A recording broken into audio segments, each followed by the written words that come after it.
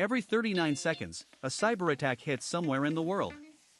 And the only reason that number is not dramatically worse is because of a group of hackers most people have never heard of, the ones who break into systems before the criminals do.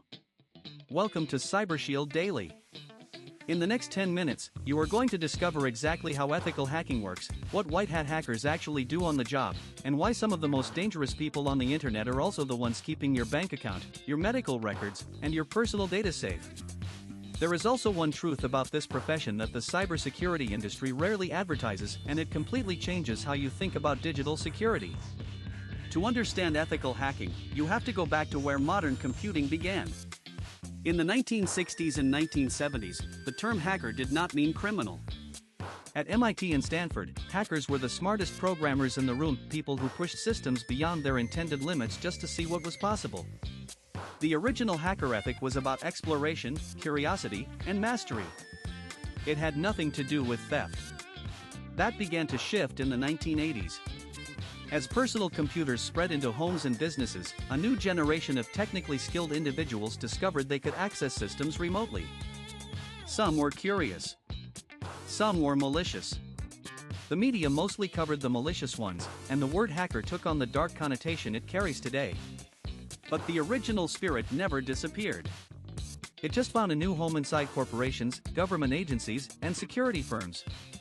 The term ethical hacking was formally introduced into the professional world by IBM security manager John Patrick in the 1990s. The concept was straightforward: hire someone with the skills of a criminal hacker and give them legal permission to attack your own systems. Find the weaknesses before the enemy does. The practice grew slowly at first, but by the early 2000s it had become a recognized professional discipline with certifications, methodologies, and global demand.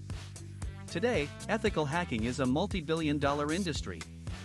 The global penetration testing market alone was valued at over $1.6 billion in 2022 and is projected to exceed $4.5 billion by 2030.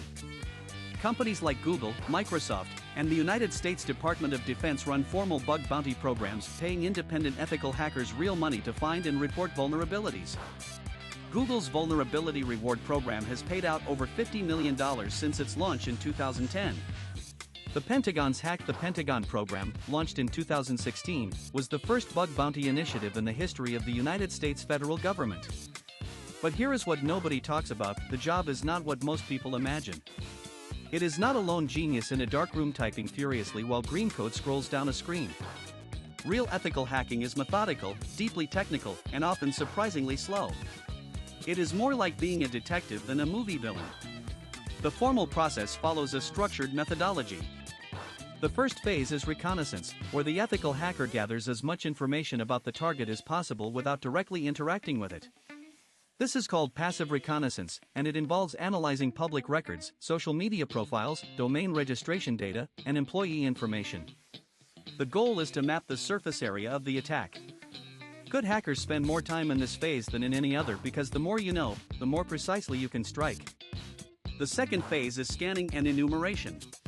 Here the hacker actively probes the target systems to identify open ports, running services, operating system versions, and software configurations.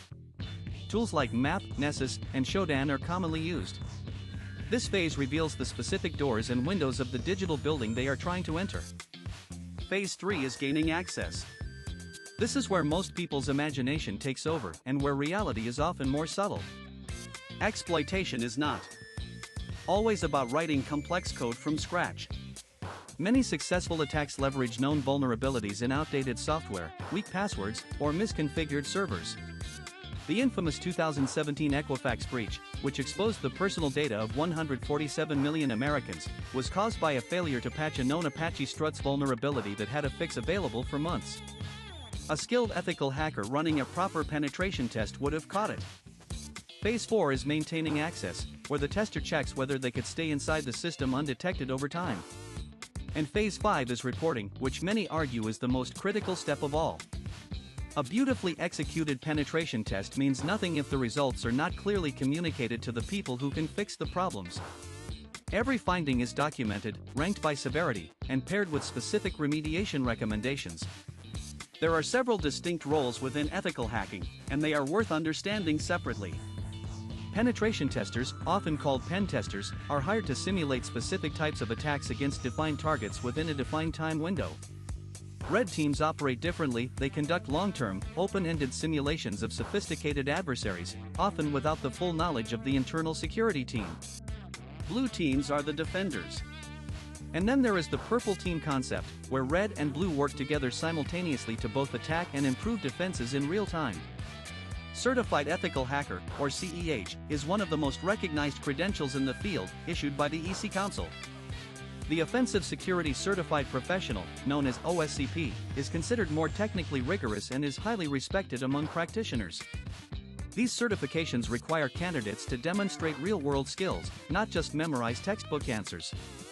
The OSCP exam, for example, requires candidates to successfully compromise multiple machines in a live lab environment within 24 hours. Now here is a data point that should make every business owner uncomfortable. According to IBM's Cost of a Data Breach Report 2023, the average cost of a data breach globally reached $4.45 million, the highest figure ever recorded. Healthcare breaches averaged over $10 million per incident. And the time to identify and contain a breach averaged 277 days. That is 9 months of damage before most organizations even fully understand what happened. Ethical hacking directly addresses this problem by compressing that timeline. When a penetration test uncovers a critical vulnerability, it can be patched in days or weeks, not discovered 9 months into a live breach. The return on investment for proactive security testing is not just measurable. It is dramatic. But who becomes an ethical hacker? The path is less standardized than other technology careers, which is part of what makes it fascinating. Some practitioners come through traditional computer science degrees. Others are entirely self-taught, learning through platforms like Hack the Box, Try Hack Me, and OWASP's training resources. The community is genuinely diverse in background and approach, united by a common obsession with understanding how systems break. The psychological profile matters too. Ethical hackers must think like attackers, which requires genuine creativity and a willingness to question assumptions. Where a conventional security analyst might look for known threats, an ethical hacker asks, "What would I do if I wanted to cause maximum damage here?" That adversarial mindset is not something you can fully teach from a textbook. And this brings us to the real-world implication that changes everything. Most organizations still treat cybersecurity as a compliance exercise, a box to check, a policy to write, an annual audit to pass.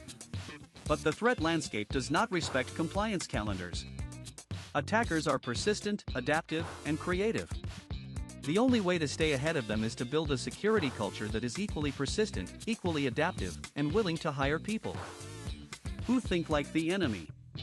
The most secure organizations in the world, companies like Cloudflare, CrowdStrike, and the major financial institutions, do not just run penetration tests once a year. They run continuous security assessments, maintain active red teams, and operate bug bounty programs that are always open. They treat security as a dynamic, living process rather than a static checklist. The lesson for everyone watching is this: ethical hacking is not an exotic niche. It is the front line of modern digital defense. Every time you log into your bank, purchase something online, or send a private message, the safety of that transaction depends on someone having tested those systems before a criminal could exploit them. Before you go, if you learned something valuable today, hit that like button right now. Subscribe to CyberShield Daily for a brand new video every single day. We will see you in the next one.